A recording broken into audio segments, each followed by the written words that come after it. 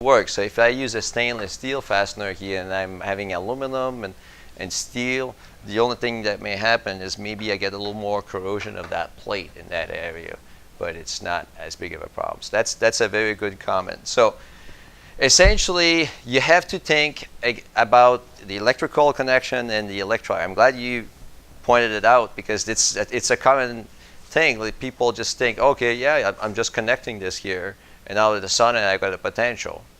Okay, you got a potential. You got a magnesium alloy down in the soil over there, but it's not doing anything as far as what will happen over here if I got a drop of water and I have the corrosion taking place locally, and you have my anode and cathode right there separately. So the sacrificial anodes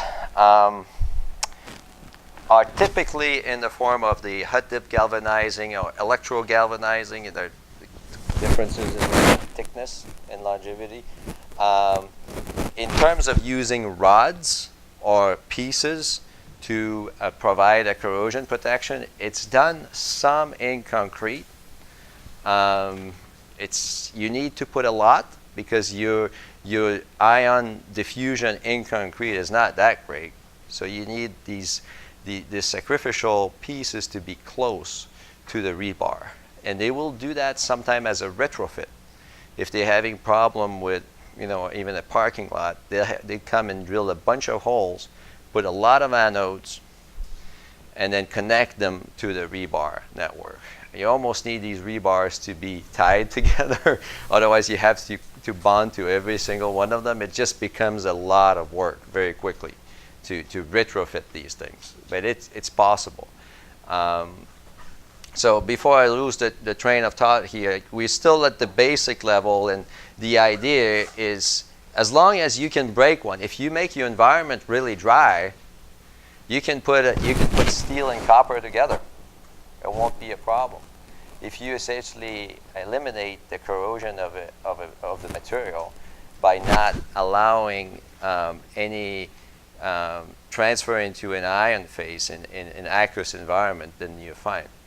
On the other hand, if you have two pieces together and you use an insulation joint, we call, so that comes with a gasket, and then you need some special washers that are dielectric as well. You can essentially isolate one piping system from the other. It's done between underground piping and piping into buildings in big heating systems, because you want to protect your underground pipe with a cathodic system. When you get to the building, it's a different environment, so you don't want them to be connected and cause all sorts of secondary issues. So when you see this, I think it's a little intuitive. So this is just a roughness on a beam here in Boston. You can think of this as being, oh, I had the cathode here and the anode there, but as it turns out, there'll be a point where it's going to be deep enough that the reaction is going to reverse itself. Except if the chloride content's too high, or if I'm under a gasket, then I have less oxygen, then I'm going to continue with this anode-cathode combination. That's where you get your localized damage and corrosion, these other mechanisms that we talked about. But the bottom line principle is the same. And I'm not guaranteeing you that you're going to remember it until you get experience and you make some mistakes. But at least don't think of this as being super complicated. What the video says, even from a long time ago, is exactly what's going on. There's one principle: anode, cathode, electrolyte, and the electrical path. It will change. You want it to change, or you want to eliminate it. So if you use a paint, you're essentially ensuring that you're not going to have the electrolyte to communicate with your material. Now, if you use a paint that is permeable to oxygen, and you are in, say, a marine environment where you constantly have water, slowly the oxygen is going to penetrate to your paint and start the reaction at the interface, and that's where you get the spallation of the paint. So when we decide to use, say, a hard epoxy in a very severe environment where there's always going to be a potential for an electrolyte to penetrate, you have to design that thickness of that epoxy and essentially all the diffusion of your electrolyte into that epoxy so you don't reach the interface before the time that you're willing to deal with it.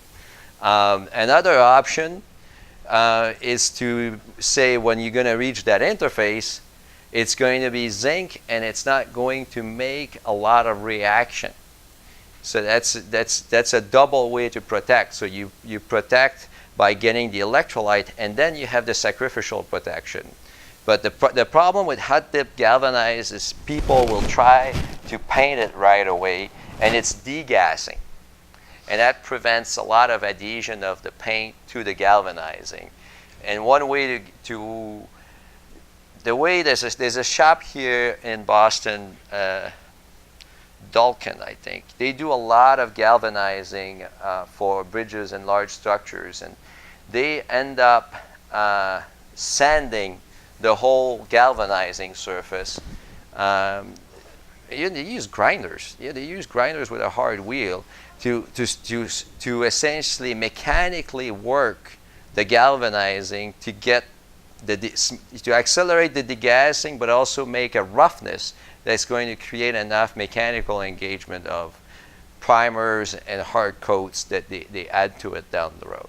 And then they guarantee you a 30-year life on the paint. It's just very impressive from my standard. And the only reason why they can do it is even if the oxygen penetrates, it will still take time for spallation to take place because now you have a very slow reaction as opposed to hitting the steel itself.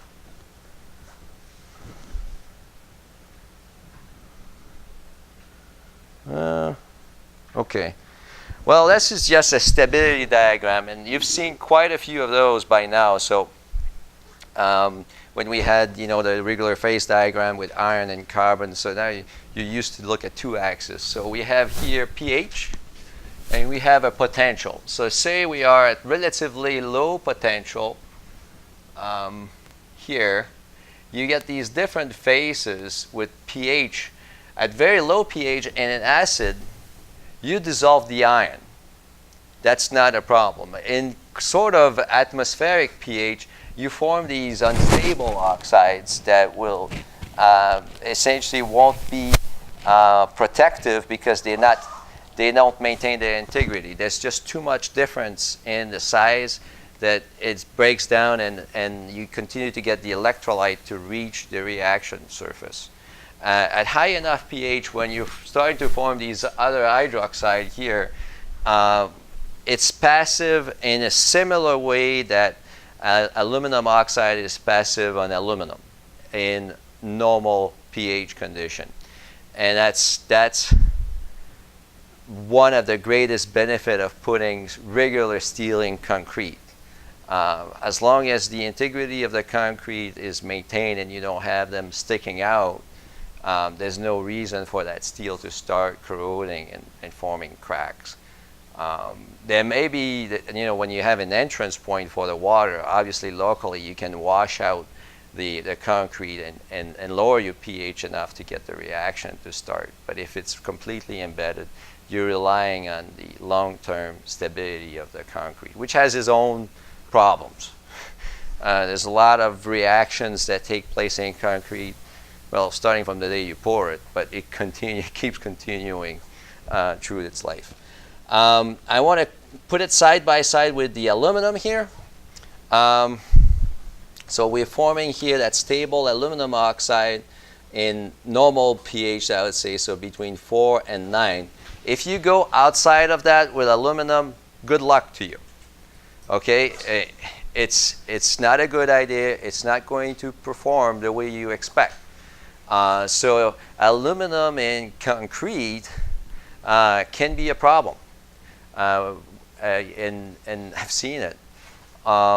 At low pH, I guess it's mostly good to know if you're making industrial processes or if somehow you want to put a bench for an experiment. But altogether, it's What is more of a trouble normally with aluminum in service is high pH than low pH. Very rare in service you get below 3 or 4 if it's just a normal environment, not a chemical environment. It's all about stability of the phases in the electrolyte, and that's where you have to go through all the thermodynamic of the different reactions, figure out which one is more stable. But very low pH, most metals will dissolve. And then it depends which material it is as far as getting a stability or passive layer at high pH.